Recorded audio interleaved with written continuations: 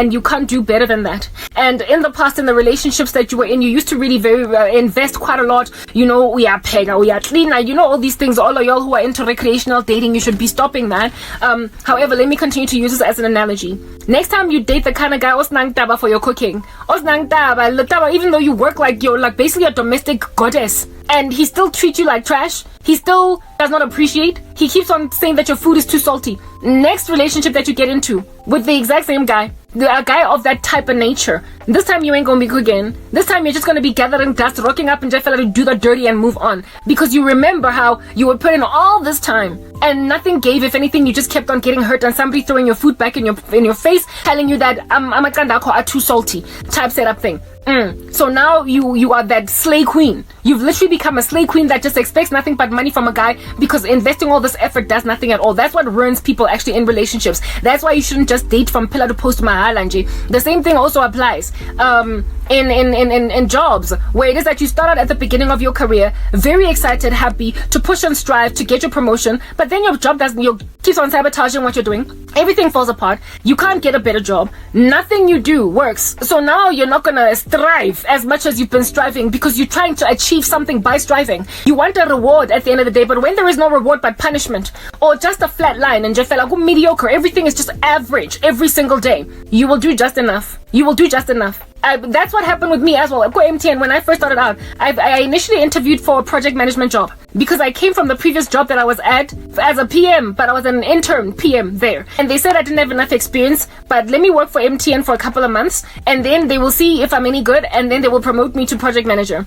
It took 2 years for them to get to that place. So I started out flying like a bird, but somewhere along the way, I was like, Labantu batalangam, and I did just enough. I was annoyed. The only thing that got me out of the complacency of doing just enough, even though I started out really flying, was a program manager, a project manager that got promoted to program manager, and then in being promoted to program manager, asked the program coordinators to do something. And for some strange reason, I think it was the Holy Spirit, even though I wasn't even born again at the time, I made a decision to give my all to this assignment that this program manager had asked for. And after giving my all, he was like, Arao, I really like what you did over there, and I'm looking to recruit a junior project manager, a startup project manager in my department. I want you to apply for that particular job when it becomes available on the intranet. I was like, whoa! And so I started to work really hard again, because somebody noticed what I was doing. So the reward that I gained for hard work made me work even harder. It restarted my engine. The disappointment of not getting what I wanted slowed me down. So witches put people in a position to not get recognized for the good work they put in. And so it slows them down. And so puts them in a category of those people in the parable of the talents. Do you understand? That bury their talent in the ground. You have a girth of giftedness, but you put in just enough. Mediocre. Because nobody is even trying to say thank you. And witches make people ungrateful for your hard work. They make people not care how much effort you're putting in. I have seen it even happening in myself, Mohai, where my mom has reduced me to a domestic servant back when I was still employed and everything was thriving. And however, I had moved back to my mom's house, I would gladly offer her a cup of tea when I was back from work, gladly wash all the dishes, gladly do everything she wanted me to do, be her runner girl, go wherever she wanted me to go for her, and I wouldn't complain, because I was rewarded by, I guess, thank you, gratitude, and a whole life that was thriving. Now, in the sorrow that I am in, I am grumbling through everything I gotta do. It's not that I can't stand washing dishes. I am one of those people that don't mind uklina. Kodwa, now my heart, I'm bitter in my spirit. And so I do just enough. When they're not here on the weekend and leaving me to clean the house by myself, garoba, I cheat. Do you understand? I don't sparkle every tap. I don't mop every nook and cranny. I don't bring the bleach to every spot, due to the fact that you have made me a servant. And on top of that, I don't even get told thank you, because apparently this is what I'm supposed to do. So I do just enough. I'm sinning against God, because he said, whatever you do, work heartily as unto the Lord. Yet I grumble in that state because I can't help it. Offenses are coming to me, the Lord has said. But woe to the man or woman through whom those offenses come. Karabo, you've offended me by being lazy in cleaning the house, because you are supposed to turn the other cheek. But woe to your mother who put you in a position to not properly clean the bathroom tap, because you would have been glad to clean it for 2 hours to get every last stain on it, because that's how you generally work. But she has reduced your work ethic. She has made you lazy in this regard. She's made me a slothful servant in that regard. So woe to the one through whom those offenses come. It would be better if a millstone were to be tied around her neck and for her to be thrown into the ocean than for her to face God in the judgment, because she made me not work heartily as unto the Lord. And now there's a whole pile of people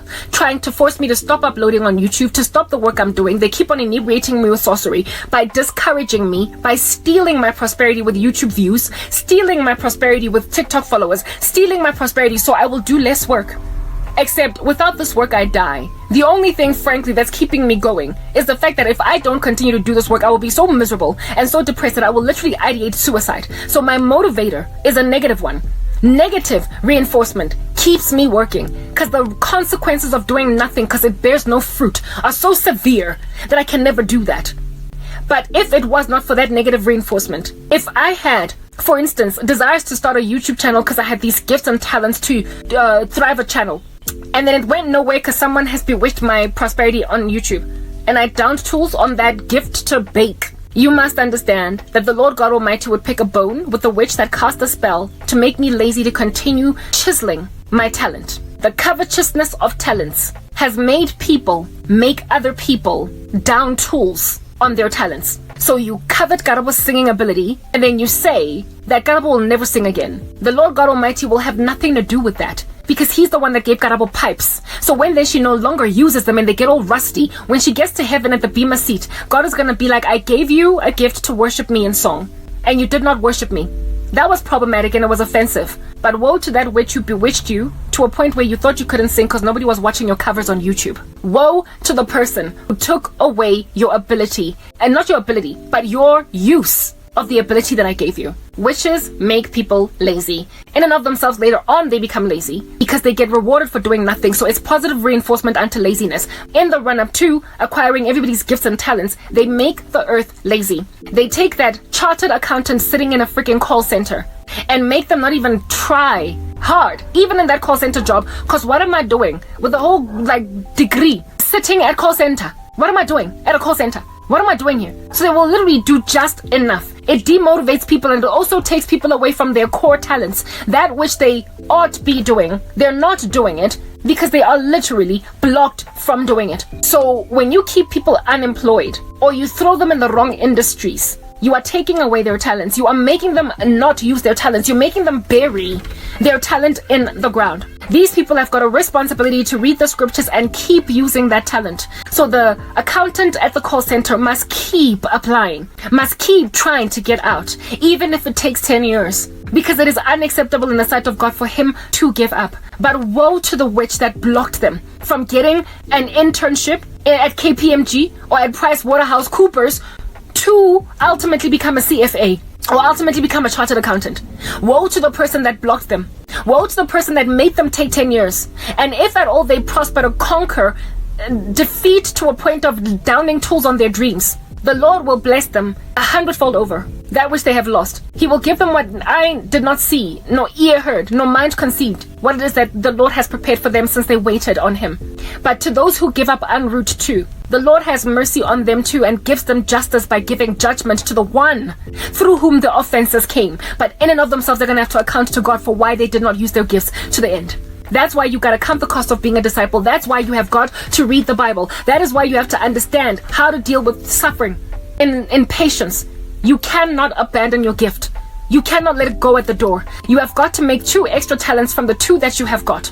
And you've got to make 5 extra talents from the 5 that God gave you.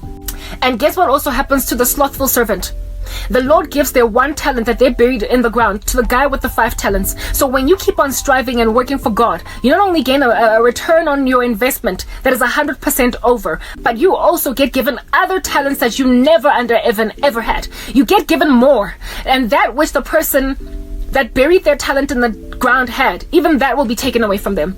So what happens with witches in the end is that they start out being able to sing really well, and then next thing they can't even hit a note. They start out being really good with numbers. Next thing they can't even do the 5 times table. They start out being really good at problem solving. Next thing they can't even put their words together in a sentence that is coherent. They lose so much in the end. And the thing that also busts them, exposes them, is the fact that they're not even as good as most people around them, and yet they keep on getting promoted. They end up being so lackluster and mediocre in what it is that they do, that they get caught for that. And it is their mediocrity that then hands their faces into them. They end up mediocre even though they started out really good at what they did. They started out excellent because they used to work hard. But witchcraft made them lazy. It enforced behavior of getting stuff without doing anything. And then that caught up with them because truly skilled people around them that were disregarded in favor of them start to gnash their teeth at them. Not only that, but everybody makes an observation that there are much better people than this guy. And by the time they wake up and smell the coffee, everybody's already wagging their heads at them. And then they try to fix it real quick. But then before they can even finish what they've started, they die. That is the end result of witches. They are old women that can't be grandmothers even though they've got 7 kids. Just like my mom. They become fathers whose daughters cannot marry, but they can't receive malobolo because they've literally sold their daughters' wombs to a sangoma when they were only 4 or 5 years old. They become cousins who no longer have best friends around them. Their family members, their cousins, at their baby showers, it's empty. They've got people in their life that they can't recognize. No one that was in their life in youth is there because they have literally gone on bazinikeza inhlanhla. Ngeinhlanhla zabanye abantu. They've given themselves luck or fortune with other people's fortunes. And the people that they stole from are nowhere to be found in their lives. They are empty in the end. They are like Solomon Grundy, born on a Monday, christened on Tuesday, married on Wednesday, took it on Thursday, worse on Friday, died on Saturday, buried on Sunday. This is the life of Solomon Grundy. Just useless people, worthless, gathering dust all throughout their lives on earth. They do nothing but destroy and then they die, just like Solomon Grundy. But in the run-up to when Solomon Grundy is still young, he's marrying, being given in marriage. When Solomon Grundy is still young, he's getting promotions into jobs that he did not work for. He is busy knocking colleagues out the way. But later on, curse of the black pearl, everything they eat becomes dust in their mouths. But that's when you rise, if you have waited. Because after suffering, after being persecuted, the God of all grace will give you everything you need, lacking in nothing. You have to trust in Jesus. There's no good thing that happens to witches in the end. No good thing. No good thing. The long-term consequences of their actions. Do you understand? And that's why it's not worth it to make like the guy whose CV gets passed up and so you end up going to a ritualist to get heard and seen. Wait on God. Do not be the guy that buries their talent in the ground and does just enough because now nobody's looking at you, nobody's rewarding you, no one is saying thank you, so you do just enough. No, keep working hard, heartily as unto the Lord. Do not ever consult a spiritist in order to get out of the rut that you are in because the consequences are horrible in the end. Wait on the Lord and he will give you that which neither eye has seen, nor ear heard, nor mind conceived because you waited. Why do you think I've got so many satanic devil worshipping ugly monsters of men that want to marry me? Something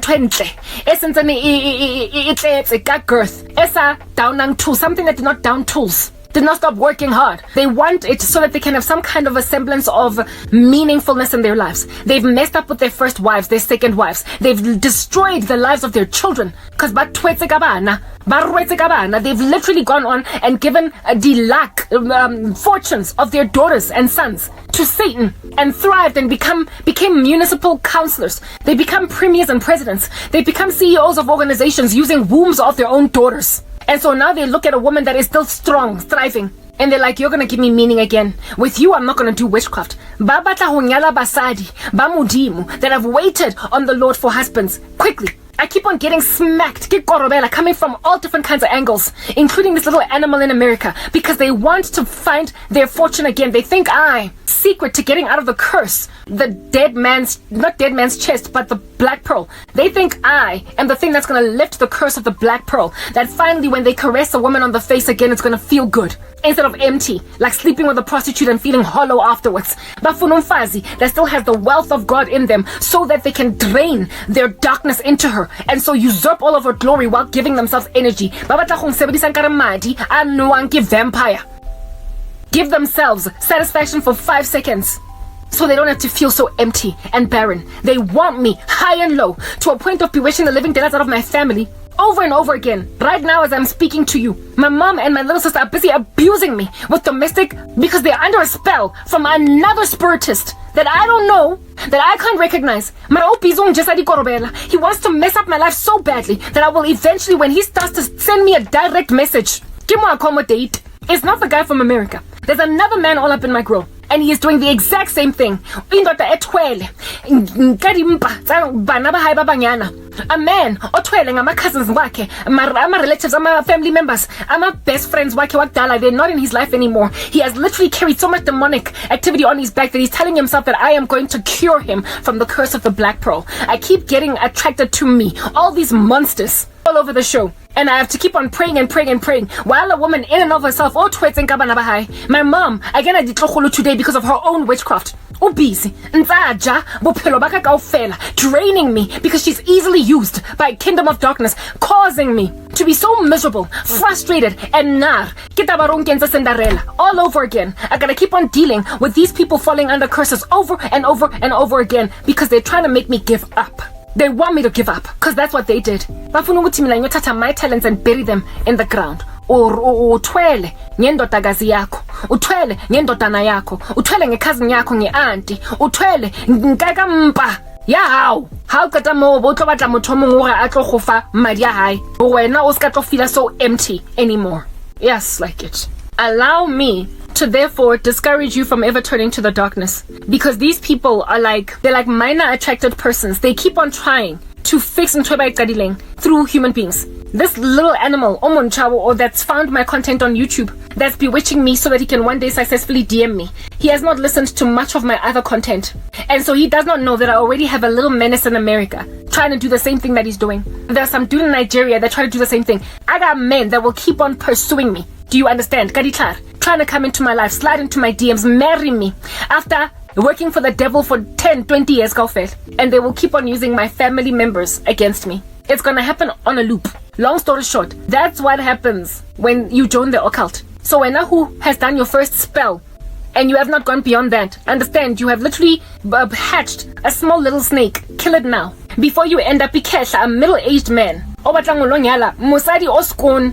Musadi okhutlilwe Jesu. Umfazi that is consecrated to Jesus, because you thoroughly are trying to use her as something to give you meaning now that you've lost all of yours. Now that you can't collect amalobola your daughters. Now that you cannot come and basically approve a bride for your son. Now that you can no longer enjoy grandchildren. Ngoba ulahle ikamva labantwana bakho bonke. A municipal councillor, to become chief of police, to become the CEO of your company. Now that you cannot literally enjoy the fruit of old age, you are going to literally hassle some innocent virgin-like woman so that she can give you meaning that you lost. All over the show. So if you're a 22-year-old all frustrated because after graduating with BCom accounting at Wits University, nobody will hire you and now you're working at a call center, do not turn to witchcraft. Do not turn to witchcraft, because I promise you, you are going to end up some middle-aged idiot on a midlife crisis that's going to fall in love with a complete stranger on the internet, or one lawyer, or family, because you will be so used to doing witchcraft. So used that it's going to be nothing at all for you to bewitch a complete stranger online. Nothing. It's going to be nothing. It's not going to be something you're going to even think about twice. You're going to be so used to using medicines, they're willing, they're bodyling, to get what you want in life, that you will easily do something that is so incredibly psychotic when a regular person would think it is when they look at it. But to you, it's business as usual. You will be so used to doing demonic rituals. You will be so used to it that it's not going to be a taboo for you to be sitting where you're sitting as a married man trying to impregnate some innocent woman on the internet because her family doesn't love her.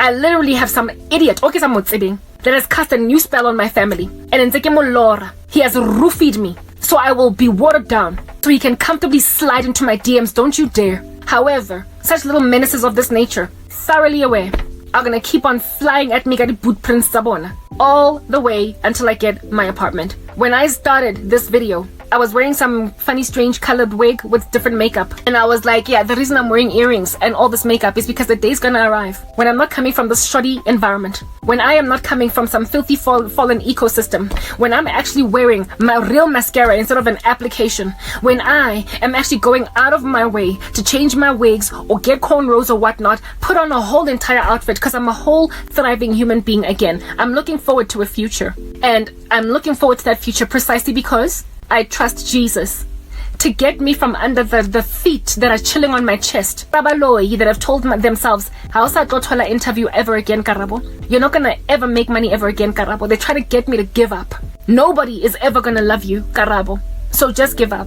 So I wore a wig to let them know that it's only the beginning, randos. I'm gonna be rocking more wigs, and this time around, my background is not gonna be this thing that you underestimate to a point where, as a complete stranger on the internet, you who are attracted to little people that are struggling can cause you to curse a woman hoping that you can make her a mistress that'll give you a baby, because you've been made to fetishize all the glory of goodness on earth to a point of trying to pervert it up. You've been made such a spiritual pervert and a spiritual psychopath that everything that is good, wholesome, neat, and beautiful and glorious, you just want to pervert it. All they become are these perverts later on that want to destroy everything good, because every good thing in them, by Batilemo Moon, they have buried all of their talents and their goodness in the ground. And so everybody that still has life blood in them have not been emptied by the curse of the black pearl. They try to exsanguinate all that blood out of them. That have sacrificed mothers, fathers. They've got so much blood on their hands. They have gotten wealth through killing siblings. They're the last remaining relative. There are people who batwele so heavy, guys, that babulele wonke umuntu in their immediate family. They're the only ones remaining. Oh, who says one brother? And that brother is only alive because either they are born again or for whatever reason the Lord will not allow them to sacrifice them. There are people that have lain waste entire families. I have a cousin that today, if her witchcraft had worked, she would only be left limmewa high because she tried to sacrifice her dad and her sister. I have a cousin that today would have caused the bereavement of his older sister because he tried to sacrifice one of her children. If I did not stand in the gap for them. But and their conscience is seared, do you understand? And all they have left in the end is the observation of everybody else's glory, and they try to take it. So I am literally trying to discourage people from ever starting witchcraft. And if you've started, stop now, because the consequences are dire in the future.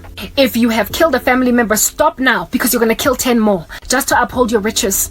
And if you are thinking about doing it, don't you dare, because you're going to finally become that chartered accountant with a degree from WITS or Sebenzako call center. You'll finally become the CA, fine, but not before first sacrificing the womb of a child inside the womb of your baby mama, that daughter of which, when you are now 45 and at 22, when a man wants to propose marriage to her, suddenly gets some wicked nightmare that makes him run 10,000 kilometers in the opposite direction because because when in order to become a chartered accountant, you had to give away literally a baby inside the womb of your baby mama. It's not worth it to become a chartered accountant, all in the name of success and prosperity, at the expense of your legacy, at the expense of that which is really meaningful. Money is not a motivator. In the end, you learn that the hard way, guys. It's not. So allow yourself to work on that which makes sense, that which is meaningful. Find meaningful things to do. Serve in your local community. Start a legacy. Build something that matters, even if it's a non-profit, because the reward that you feel for the successful completion of that project exceeds in its power to motivate you to do better in the future. Money, it really does. It's a whole theory. Go read up on it. Go read it up. I'm not coming up with stuff even from the Bible. This is secular textbook knowledge on motivation. Go and read up theories of motivation. You will understand that money is not a motivator, so therefore it doesn't have power to keep a person working hard. It does not have power to keep a person thriving and pushing. Just increasing a salary is not enough to motivate a person to work hard on the job. Buying a woman presents is not enough to make her good to you as a husband. All of y'all who are busy dating slay queens know that. It still leaves a lot to be desired.